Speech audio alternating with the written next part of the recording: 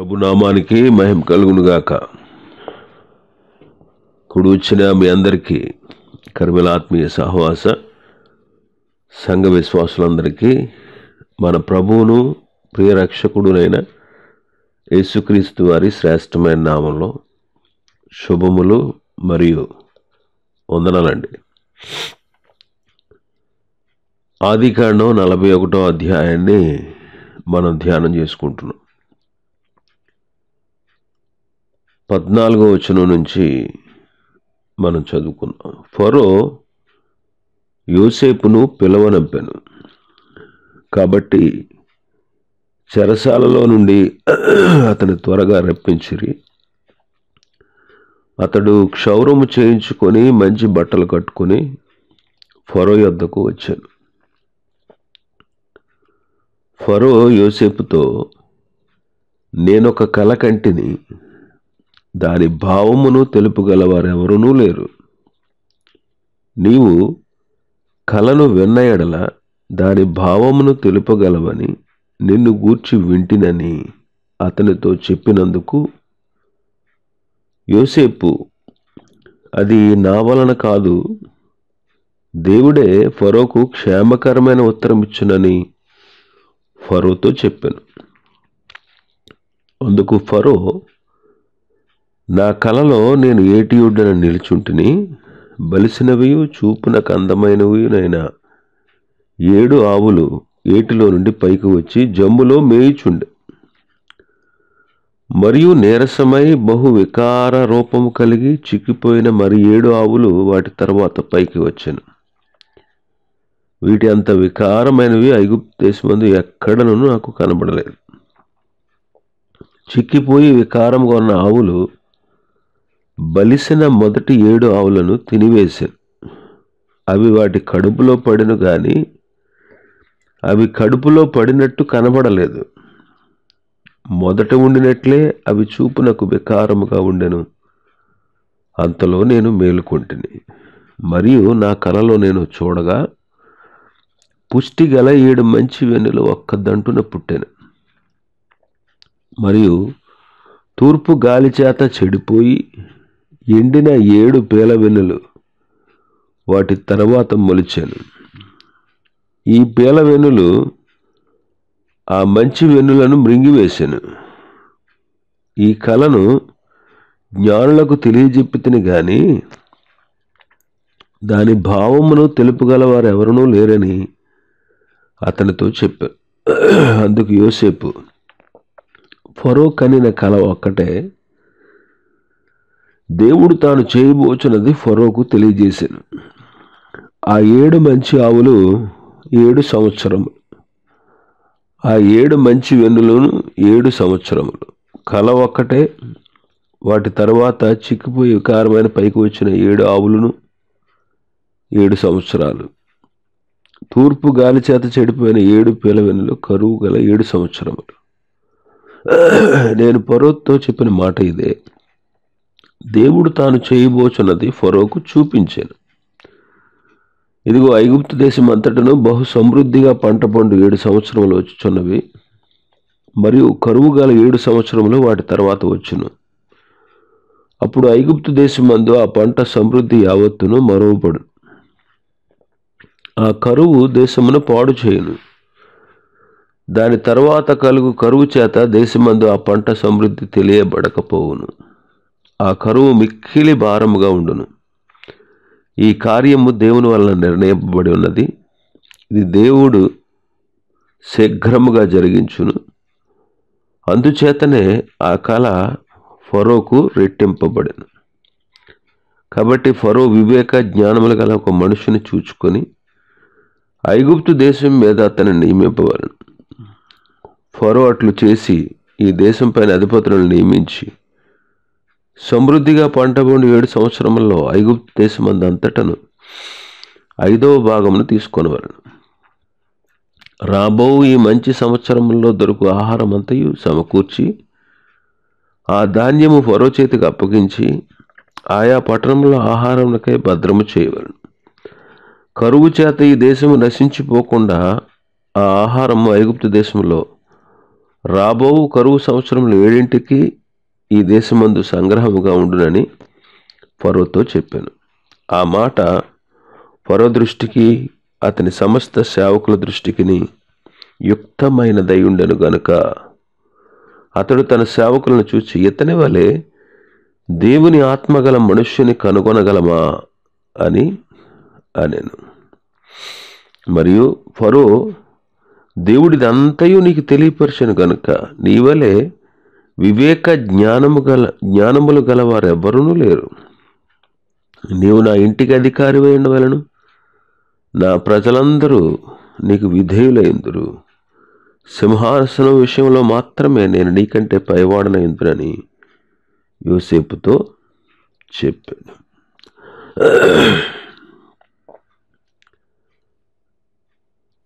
ఫరో యోసేపును పిలవనంపించాడు. 14వ వచనంలో ఫరో యోసేపును పిలవనంపించాడు, చెరలో నుండి అతన్ని రప్పించాడు. మొదటి వచనంలో మనం చూస్తే 2 ఏండ్లు గడిచిన తరువాత అంటాడు. 2 సంవత్సరాలు గడిచిన తర్వాత అంటే పానదాయకుల అధిపతి బయటకు వచ్చిన తర్వాత 2 సంవత్సరాలకు అన్నమాట. అంటే 3 సంవత్సరంలో చెరలో నుండి బయటకు వచ్చాడు. 3 అనేది పునరుత్థాన సంఖ్య. యేసుక్రీస్తు కూడా 3వ దినాన పునరుత్థానుడై తిరిగి వచ్చారు. గమనించండి, 3వ దినం పునరుత్థానానికి సూచన. యోసేపును గురించి మనం ముందే ధ్యానం చేసుకున్నాం. యోసేపు ప్రభు అయిన యేసుక్రీస్తుకు సాదృశ్యంగా ఉన్నాడు.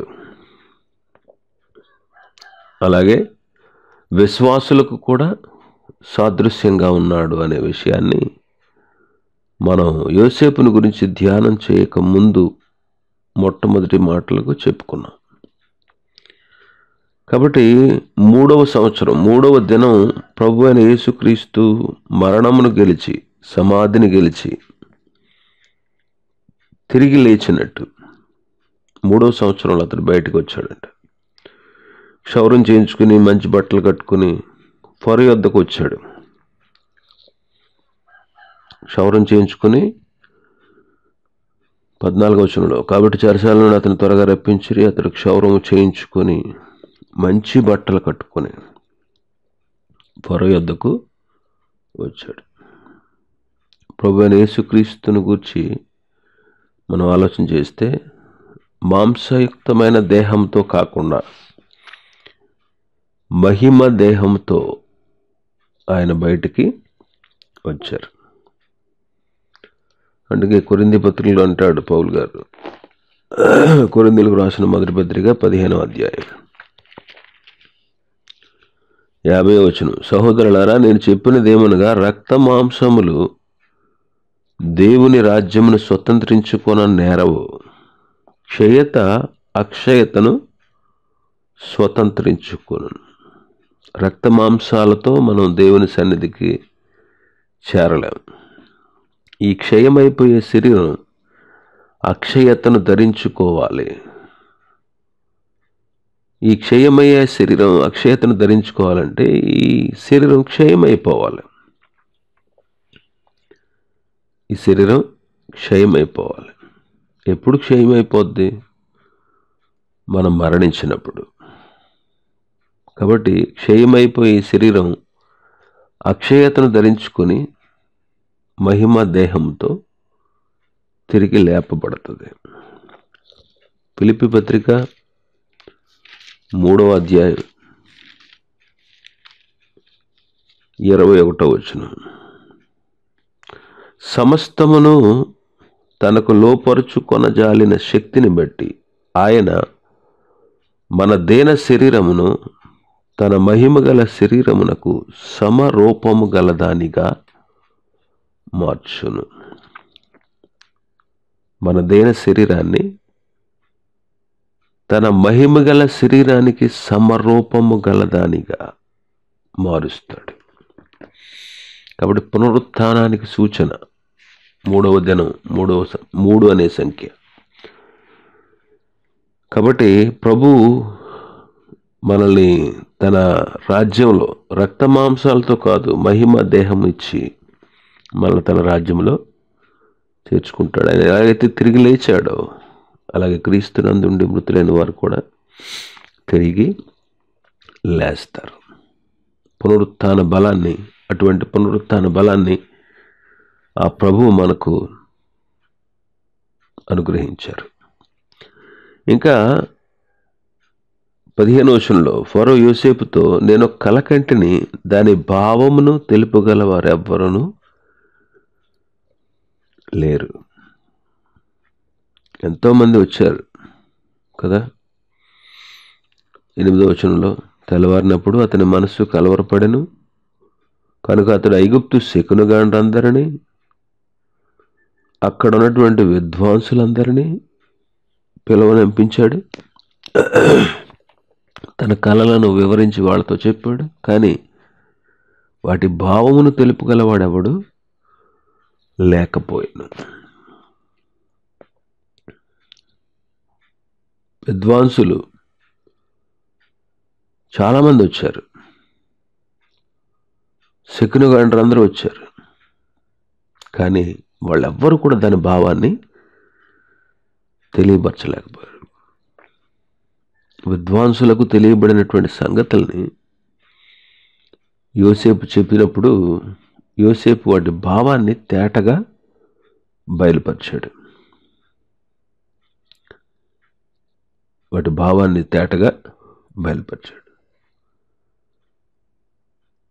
మన ప్రభు అయిన యేసుక్రీస్తు కూడా లోకం పుట్టినది మొదలుకొని మరుగు చేయబడిన సంగతులన్నీ తెలియజేశాడు. మత్తయి సువార్తలు అంటారు కదా ఆయన. మత్తయి సువార్త 13వ అధ్యాయం 34వ వచనాన్ని చదువుదాం. నేను నా నోరు తెరిచి ఉపమాన రీతిగా బోధించదను. లోకము పుట్టినది మొదలుకొని మరుగు చేయబడిన సంగతులు తెలియజెప్పేదనని ప్రవక్త చెప్పిన మాట నెరవేరునట్లు యేసు ఈ సంగతులన్నిటినీ జనసమూహములకు ఉపమాన రీతిగా బోధించెను. ఉపమానము లేక వారికి ఏమీ బోధింపలేదు. లోకము పుట్టినది మొదలుకొని మరుగు చేయబడిన సంగతులు తెలియజెప్పిన మన ప్రభు అన్నమాట. మన ప్రభు గురించి ఆ ప్రవచనం రాయబడింది. కాబట్టి పరలోక రాజ్య మర్మములు ప్రభు మనకు తెలియజేస్తున్నారు. 16వ వచనంలో మనం చూస్తే, ఏమయ్యా నీకు కళ వివరించి చెబితే నువ్వు కళ విన్న తర్వాత దాని భావాన్ని తెలపగలవని నిన్ను గూర్చి నేను విన్నాను అంటాడు ఫరో. అప్పుడు యోసేపు, అది నా వలన కాదు, దేవుడే ఫరోకు క్షేమకరమైన ఉత్తరం ఇచ్చునని చెబుతా ఉన్నాడు. ఇక్కడ యోసేపు దేవుణ్ణే గణపరుస్తా ఉన్నాడు.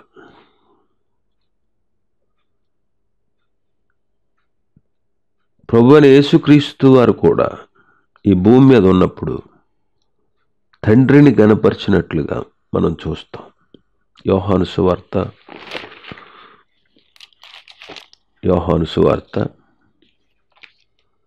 8వ అధ్యాయం 49వ వచనం. యోహాను సువార్త 8:49. యేసు, నేను దెయ్యము పట్టిన వాడను కాను, నా తండ్రిని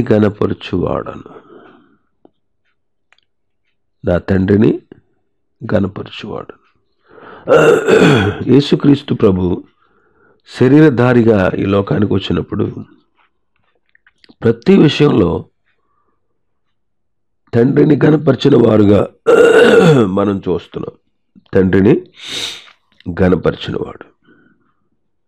కాబట్టి ఇక్కడ యోసేపు కూడా కలల భావం చెప్పడం నా వలన కాదు, నాలో ఏమి లేదు, దేవుడే ఫరోకు క్షేమకరమైన ఉత్తరాన్ని ఇస్తాడు అంటున్నాడు. దేవుణ్ణి కనపరుస్తున్నాడు, తనను తాను కనపరుచుకోవట్లేదు, దేవుని కనపరుస్తున్నాడు. మనం కూడా మనల్ని మనం కనపరుచుకోకూడదు, లేకపోతే దేవునికి చెందాల్సిన మహిమను వేరొకరికి ఇవ్వకూడదు. ప్రతి విషయంలో మన ప్రభు అయిన యేసుక్రీస్తు వారి వలె నిత్యము మన తండ్రిని మనం కనపరచాలి. ఫిలిప్పీ పత్రిక 1వ అధ్యాయం 19వ వచనంలో చూడండి, పౌలు గారు ఏమంటారు? మరియు నేను ఏ విషయంలోనూ సిగ్గుపడక ఎప్పటి వలన ఇప్పుడును పూర్ణ ధైర్యంతో బోధించడం వలన నా బ్రతుకు మూలంగానైనా సరే, చావు మూలంగానైనా సరే, క్రీస్తు నా శరీరమందు ఘనపరచబడునని నేను మిగులు నిరీక్షించుచున్న ప్రకారము నా బ్రతుకు మూలంగానైనా సరే, నా చావు మూలంగానైనా సరే, క్రీస్తు నా శరీరమందు ఘనపరచబడాలి అంటున్నారు పౌలు.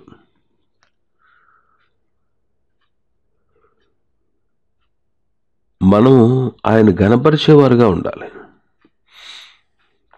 ఆయనకు మన ద్వారా ఘనత రావాలి, మన ద్వారా ఘనత రావాలి. కొలసీ పత్రిక 1వ అధ్యాయం 18వ వచనం, సంగమను శరీరమునకు ఆయన శిరస్సు, ఆయనకు అన్నిటిలో ప్రాముఖ్యము కలుగు నిమిత్తము ఆయన ఆది అయ్యుండి మృతులలో నుండి లేచుటలో ఆది సంభూతుడాయన.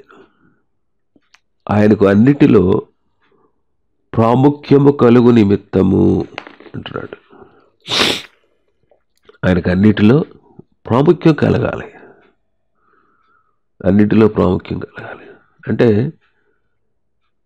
ఆయనకు అన్నిటిలో మనం ప్రాధాన్యత ఇవ్వాలి. అన్ని విషయాల్లో. అందుకే సామెతల గ్రంథకర్త అంటాడు, నీ ప్రవర్తన అంతటి మీద ఆయన అధికారానికి ఒప్పుకో అంటాడు. సామెతలు 3వ అధ్యాయంలో 6వ వచనంలో, నీ ప్రవర్తన అంతటి మీద ఆయన అధికారానికి నువ్వు ఒప్పుకో అంటాడు. మరొక చోట భక్తుడు అంటాడు, మన హృదయాల్లో క్రీస్తును ప్రభువుగా ప్రతిష్ఠించాలి అంటాడు. కాబట్టి మన జీవితాల్లో ఆయనకే ప్రథమ స్థానం ఇవ్వాలి, ఆయనకే ప్రథమ స్థానం ఇవ్వాలి. అప్పుడే మన శరీరమందు ఆయన కనపరచబడతారు. ఎందుకంటే మన ప్రభు తన దేహాన్ని, తన ప్రాణాన్ని, ఆయన అమూల్యమైన రక్తాన్ని మనకిచ్చి మనల్ని కొనుక్కున్నాడు. మీరు విలువ పెట్టి కొనబడిన వారు అంటాడు పౌలు గారు. మీరు విలువ పెట్టి కొనబడినవారు కనుక మీ దేహములతో దేవుణ్ణి మహిమపరచండి అంటాడు. కాబట్టి మనం ప్రభువుకి ప్రాధాన్యత ఇవ్వాలి, ప్రభువుకి మొదటి స్థానం ఇవ్వాలి, ప్రభువుని ముఖ్యమైన వాడుగా ఎంచాలి. అందరికంటే అన్నిటికంటే ఎక్కువగా మనం ప్రభువును ప్రేమించాలి. మన ప్రవర్తన అంతటి మీద ఆయనకే అధికారాన్ని ఇవ్వాలి, ఆయనకే అధికారం ఇవ్వాలి, ఆయనకు ప్రాధాన్యత ఇవ్వాలి, ఆయనకు ప్రథమ స్థానం ఇవ్వాలి, ఆయన్ని ఘనపరచాలి, ఆయన మహింపరచాలి. ఎందుకంటాడు, మనుషులు మీ సత్క్రియలను చూచి పరలోకమందున్న మీ తండ్రిని మహిమపరచునట్లు వారి ఎదుట మీ వెలుగు ప్రకాశింపనీయండి అంటాడు. కాబట్టి మనుషులు మన దేవుణ్ణి గణపరిచేటట్లుగా మనం కూడా మన జీవితాల్లో మన ప్రభువునే గణపరిచేటట్లుగా ప్రవర్తించాలి. అలా ప్రవర్తిస్తున్నప్పుడే మనం దేవుణ్ణి మహిమపరచగలం. కాబట్టి దేవుణ్ణి గణపరచాలి, ఆయనకు ప్రథమ స్థానం ఇవ్వాలి, ఆయన అధికారానికి ఒప్పుకోవాలి, ఆయన మనం మహిమపరచాలి. ఆ రీతిగా మన జీవితాన్ని ప్రభువుకి అప్పగించాలి. కాబట్టి ఇక్కడ యోసేపు అంటాడు, దేవుడే, నేను కాదు, అది నా వల్ల కాదు, నా వల్ల ఏమీ లేదు, నా గొప్పతనం ఏమీ లేదు, అది దేవుడే చేయాలి, దేవుడే క్షేమకరమైన ఉత్తరాన్ని ఇస్తాడు అని ప్రభువుని కనపరిచినట్టు తాను హెచ్చించుకోకుండా దేవుని హెచ్చించినట్లు మనం కూడా ప్రభువుకి ప్రాధాన్యత ఇవ్వాలి, ప్రభువుకి ప్రథమ స్థానం ఇవ్వాలి, ప్రభువుని గణపరచాలి, ప్రభువుని మహింపరచాలి, ప్రభువుని మనం హెచ్చించాలి. అందరికంటే అన్నిటికంటే ఎక్కువగా మనం ఆయన్ని ప్రేమించాలి. ప్రభు అడిగేది అదే. పేతురుని అడుగుతాడు, పేతురు, వీరందరికంటే నీవు నన్ను ఎక్కువగా ప్రేమిస్తున్నావా? వీరందరికంటే నీవు నన్ను ఎక్కువగా ప్రేమిస్తున్నావా? ప్రభు అడుగుతారు 3 సార్లు. యేసయ్య అడుగుతారు. యోహాను సువార్త 21వ అధ్యాయంలో, అందరికంటే ఎక్కువగా నన్ను ప్రేమిస్తున్నావా? వీరందరికంటే నీవు నన్ను ఎక్కువగా ప్రేమిస్తున్నావా? కాబట్టి మనం అందరికంటే అన్నిటికంటే ఎక్కువగా ప్రభుని ప్రేమించాలి, ప్రభుని ప్రేమించాలి, ఆయన గణపరచాలి, ఆయన అధికారానికి ఒప్పుకోవాలి, ఆయన మహింపరచాలి. ఆ రీతిగా మనం బ్రతుకుతున్నామా లేదా? ఎందుకంటే మన జీవితాలకు విలువనిచ్చింది ఆయనే. మనల్ని రక్షించుకుని తన బిడ్డలుగా చేసుకున్నాడు. మన కొరకు విలువైన తన ప్రాణాన్ని, తన రక్తాన్ని ఇచ్చి కొనుక్కున్నాడు. అందుకు మన జీవితాలకు ఆయనకు సమర్పించి మన జీవితకాలం అంతా ఆయన మహింపరుస్తూ, ప్రేమిస్తూ, గణపరుస్తూ, ఆయనకు ప్రథమ స్థానాన్ని, ప్రాముఖ్యతనిస్తూ, అందరికంటే అన్నిటికంటే ఎక్కువగా ఆయన గణపరచవలసిన వారంగా ఉన్నాం. ఇంకా మనం చూస్తే 25వ వచనం నుంచి యోసేపు కలల భావాన్ని, వారు చేయవలసినటువంటి పనిని చెప్తా ఉన్నాడు. ఇక్కడ అంటాడు 25వ వచనంలో, అందుకు యోసేపు ఫరో కనిన కల ఒకటే, దేవుడు తాను చేయబోచున్నది ఫరోకు తెలియజేశాను అంటున్నాడు. దేవుడు తాను చేయబోనది ఫరోకు తెలియజేశాడు. ఏమని తెలియజేశాడు? సమృద్ధిగా పంట పండే 7 సంవత్సరాలు వస్తాయి, ఆ తర్వాత మిక్కిలి కరువు గల 7 సంవత్సరాలు వస్తాయి. కాబట్టి కరువు మిక్కిలి భారంగా ఉంటుంది.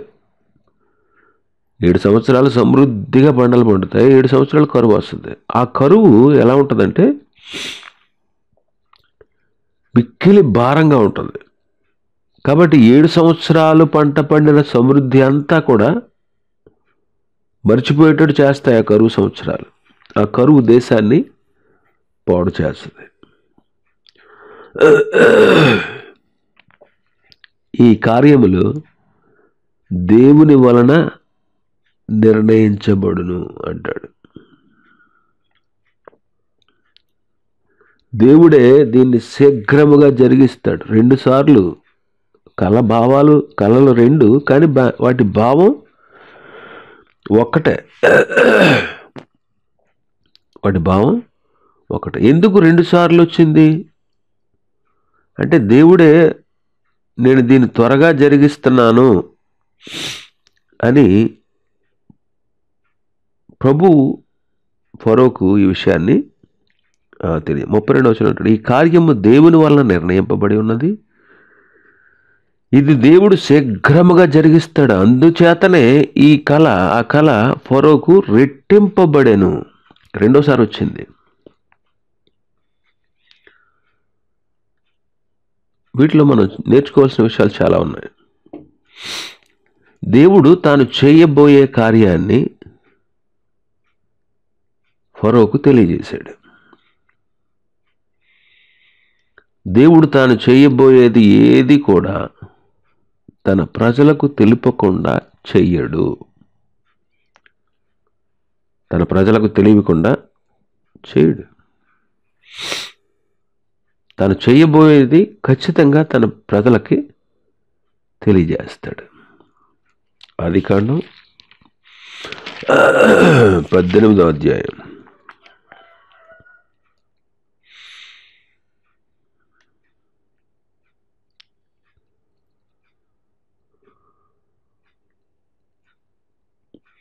20వ వచనం, మరియు యెహోవా సొదొమ గొమొర్రాలను గూర్చిన మొర గొప్పది కనుక వాటి పాపం బహు భారమైనది కనుక నేను దిగిపోయి నా యొద్దకు వచ్చిన మొర చొప్పుననే వారు సంపూర్ణంగా చేసేదో లేదో చూచేదను, చేయని యెడల నేను తెలుసుకుంది. ఇక్కడ అబ్రహాముకి ఈ విషయాన్ని తెలియపరుస్తాడు. 17వ వచనం అంటాడు చూడండి, 17వ వచనం, ఆదికాండం 18వ అధ్యాయం 17వ వచనం, అప్పుడు యెహోవా నేను చేయబో కార్యము అబ్రహామునకు దాచదనా, నేను చేయబోయే కార్యాన్ని అబ్రహాముకు దాస్తానా అంటూ సొదొమ గొమొర్రాల గురించి అబ్రహాముకు ఆ ప్రభు తెలియపరిచారు. దేవుడు తాను చేయబోయేది ఏది కూడా తన ప్రజలకు తెలుపకుండా చెయ్యడు. ఆమోసు గ్రంథం 3వ అధ్యాయం, ఆమోసు గ్రంథం 3వ అధ్యాయం 7వ వచనం చదువుతాను. తన సేవకులైన ప్రవక్తలకు తాను సంకల్పించిన దానిని బయలుపరచకుండా ప్రభువైన యెహోవా ఏమీయూ చెయ్యడు. తన సేవకులైన ప్రవక్తలకు తాను సంకల్పించిన దానిని బయలుపరచకుండా ప్రభువైన యెహోవా ఏమీయూ చెయ్యడు.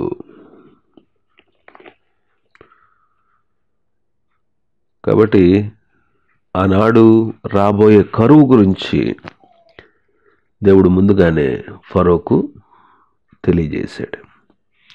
దేవుడు తాను చేయబోయేది ఫరోకు తెలియజేశాడు, ఫరోకు చూపించాడు.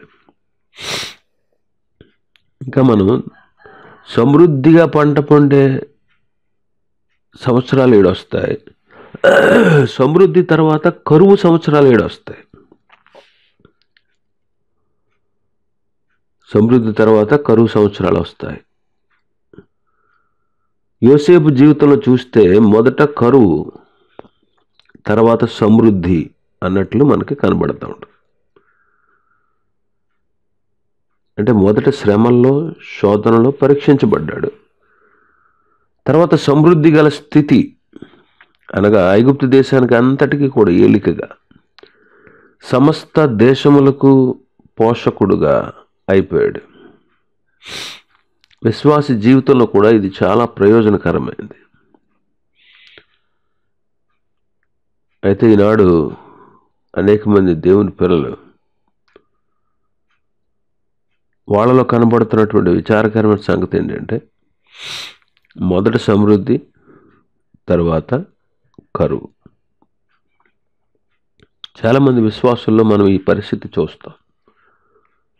మొదట సమృద్ధి, తర్వాత కరువు. నయోమి అంటది కదా, రూతు గ్రంథం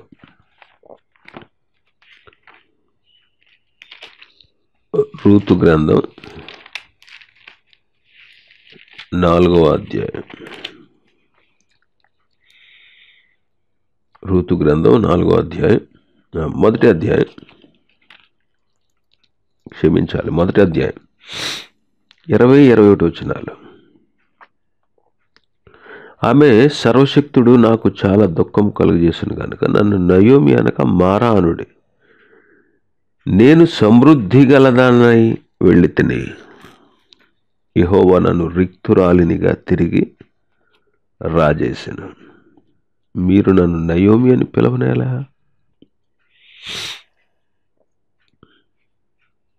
ఏమంటుంది ఇక్కడ? నేను సమృద్ధి గలదానై వెళ్ళాను, రిక్తురాలుగా తిరిగి వచ్చాను అంటుంది. సమృద్ధి గలదాననే వెళ్ళాను. నన్ను నయోమి అనకండి, మారా అనండి. సమృద్ధి కలిగిన ఆమె, సమృద్ధిగా ఉన్న ఆమె ఎందుకు విడిచిపెట్టి వెళ్ళింది?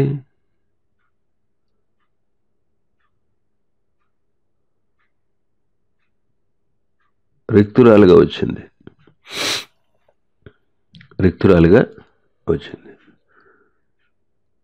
చాలామంది విశ్వాస జీవితం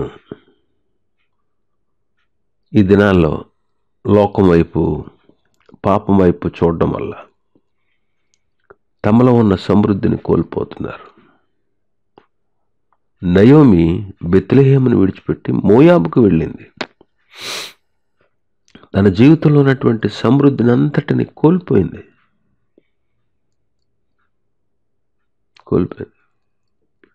మధురంగా ఉండే ఆమె జీవితం చేదుగా మారిపోయింది. ఈ దినాల్లో కూడా విశ్వాసులు లోకం వైపు చూస్తూ, పాపం వైపు చూస్తూ తమలో ఉన్నటువంటి సమృద్ధిని కోల్పోతూ ఉన్నారు. సమృద్ధిగా సాగిపోయే మన విశ్వాస జీవిత యాత్రలో కరువు కలిగించడానికి సాతాను విశ్వ ప్రయత్నాలు చేస్తూ ఉంటాడు. కాబట్టి విశ్వాసులు ఈ సందర్భంలో చాలా జాగ్రత్తగా ఉండాలి.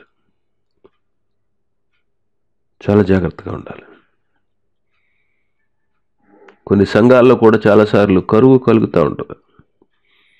పోషణార్థమైనటువంటి, ప్రయోజనార్థమైనటువంటి ఉపదేశాలు ఉండకపోవచ్చు. చాలా సంఘాల్లో వాక్యం లేదు, సమృద్ధి అయిన పోషణ లేదు, పోషణార్థమైనటువంటి ఉపదేశాలు లేవు. పోషణార్థమైన ఉపదేశాలు ఉన్నప్పుడే ప్రజలు తొలగిపోతున్నారు. పోషణార్థమైన ఉపదేశాలు లేకపోతే ఇంకా వాళ్ళ పరిస్థితి ఎట్లా ఉంటుంది చూడండి. కాబట్టి అనేక మంది జారిపోవడానికి, తొలగిపోవడానికి, లోకంలో కలిసిపోవడానికి ఇవి కొన్ని కారణాలు. కాబట్టి దేవుని బిడ్డలు, సంఘంలో ఉండేటువంటి పెద్దలు, సేవకులు సంఘములో పోషణార్థమైన ఉపదేశాలు చేయాలి. సంఘం అంతకంతకి ఆత్మీయంగా అభివృద్ధి పొందేటట్లు చూడాలి. మనం విశేషంగా ప్రార్థన చేయాలి. ప్రార్థన ఆలకించే దేవుడు తప్పక మన జీవితాల్లో గొప్ప కార్యాలు చేస్తాడు. కాబట్టి సంఘంలో వాక్యం కరువు అనేది వస్తే అది సంఘాన్ని పాడు చేస్తుంది. నేటి దినాలు అనేక సంఘాల పరిస్థితి ఇలాగే ఉంది. ఒకప్పుడు సహోదర ప్రేమతో నిండి ఉండే సంఘాలు, సేవా సంబంధమైన ఆసక్తి కలిగినటువంటి సంఘాలు, సువార్తకరమైనటువంటి ఉజ్జీవ కార్యాలు, గొప్ప సభలు జరిపించిన సంఘాలు నేటి దినాల్లో కరువు ప్రవేశించినట్లుగా, సహోదర ప్రేమకు ప్రతిగా ఒకరిపై ఒకరు ద్వేషాలు, పార్టీలు కనబడుతున్నట్టుగా మనం చాలా సంఘాల్లో చూస్తూ ఉన్నాం. నేడు మన పరిస్థితి కూడా అట్లాగే ఉంది.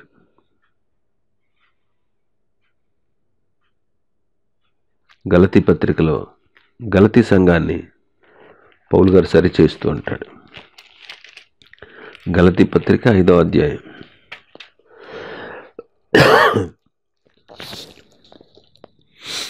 15వ వచనం, అయితే మీరు ఒకరినొకడు కరచుకొని భక్షించిన ఎడల మీరు ఒకని వలన ఒకడు బొత్తిగా నశించిపోవుదురేమో చూచుకొనుడి అంటాడు.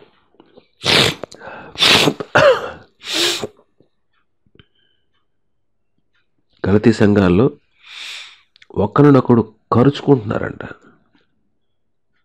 ఒకరికొకడు కరుచుకుంటున్నారు, భక్షిస్తూ ఉన్నారు.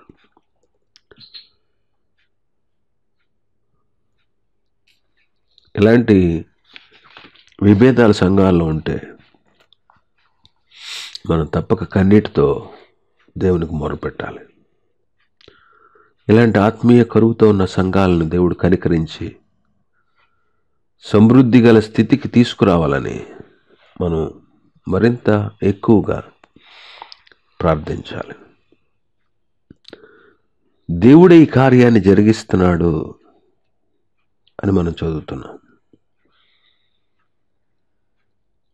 32వ వచనంలో, ఈ కార్యము దేవుని వలన నిర్ణయింపబడి ఉన్నది. అంటే దేవుడే దీన్ని జరిగిస్తున్నాడు. ఈ కార్యాన్ని దేవుడే నిర్ణయించాడు. ఇలా 7 సంవత్సరాలు సమృద్ధిగా పండాలి, 7 సంవత్సరాల కరువు రావాలని. సమృద్ధి ఇచ్చేది దేవుడే, కరువు పంపించేది కూడా ఆయనే. కారణం ఏంటి? కరువుకి కారణాలేంటో గత అధ్యాయాల్లో మనం ధ్యానం చేసుకున్నాం. మరొకసారి గుర్తు చేస్తాను. కరువుకు కారణం పాపమే. యెహెజ్కేలు గ్రంథం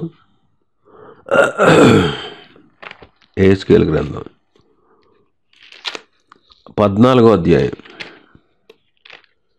యెహెజ్కేలు గ్రంథం 14వ అధ్యాయం 13వ వచనం చదువుతాను. నరపుత్రుడా, ఏ దేశమైతే విశ్వాసఘాతకమై నా దృష్టికి పాపము చేసినదో దానికి నేను విరోధినై ప్రాణాధారమగు ఆహారం లేకుండా చేసి కరువు పంపించి మనుషులను పశువులను నిర్మూలము చేయుదును. నరపుత్రుడా, ఏ దేశమైతే విశ్వాసఘాతకమై నా దృష్టికి పాపం చేసిందో నేను దానికి విరోధినై ప్రాణాధారమైన ఆహారాన్ని లేకుండా చేసి కరువు పంపించి మనుషులను పశువులను నిర్మూలన చేస్తాను అంటాడు. కాబట్టి కరువుకు కారణం పాపమే. పాపానికి శిక్షగా దేవుడు కరువును పంపిస్తాడు.